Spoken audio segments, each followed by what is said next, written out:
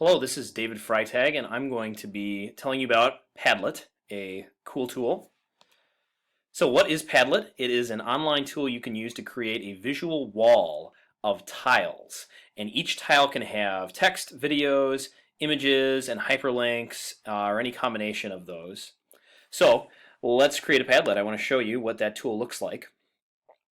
So you go to Padlet.com, and you can see here that I'm logged into my account. Which is pretty easy to create because it connects to your Google account. Let's go ahead and create a new Padlet. So it's got kind of a default title in here, and we can replace that, and I'm just going to call it My Padlet. This is where you'll create the new Padlet. You'll give it a description and a title, and then there's a layout that you can choose from. Freeform is it just kind of posts your tiles on there in whatever size in order they kind of appear in. Grid kind of organizes things, as you can see, like in a grid, and a stream posts things in the order that you create them. Something that you should know about the freeform design is that you have the ability to move tiles around very easily on the freeform design. I particularly like the freeform design when creating Padlets. You can also see there are a number of different wallpapers that you can choose from, or you can even upload one of your own wallpapers. After you've created your Padlet, so let's just do freeform, we'll just do this default. You have the option of setting some privacy settings. So you can set things to private, you can password protect it, you can make it secret, which is the default, and that's what I use.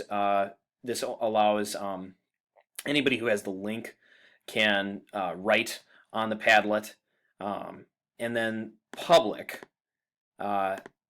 allows anybody who can see the Padlet on the open internet is able to access it and write on the Padlet.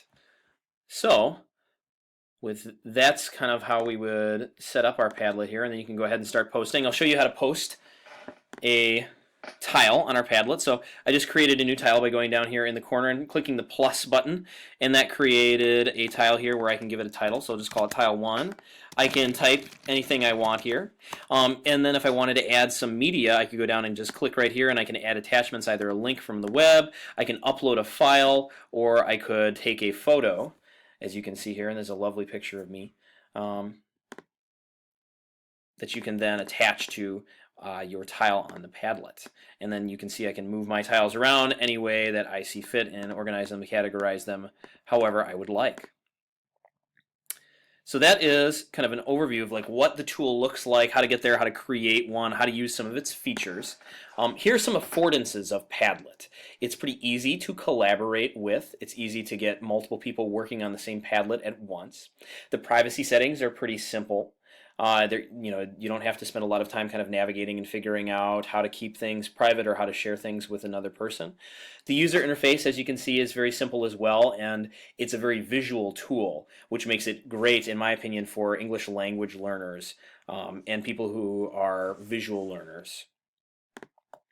There are some constraints of Padlet. And embedded, you have to of mental delete. I'm in the vocab for our critical plan standing for each context. There's a way tile and how to context the relation. So example Padlet that I've created, and this is an example of something a student might create for our current critical vocabulary list for our short story that we're reading called On the Sidewalk Bleeding. As you can see, we have kind of 3 different categories here: positive connotations, neutral connotations, and negative connotations. That's how I decided to categorize these words, since we've been talking about connotation in our class. And I have all 5 of our words from our current list on here, a sentence written in context, and then either a picture or a video clip that is attached to each word or each tile on our Padlet. So that's going to be it for our Cool Tools review of Padlet today and my lesson.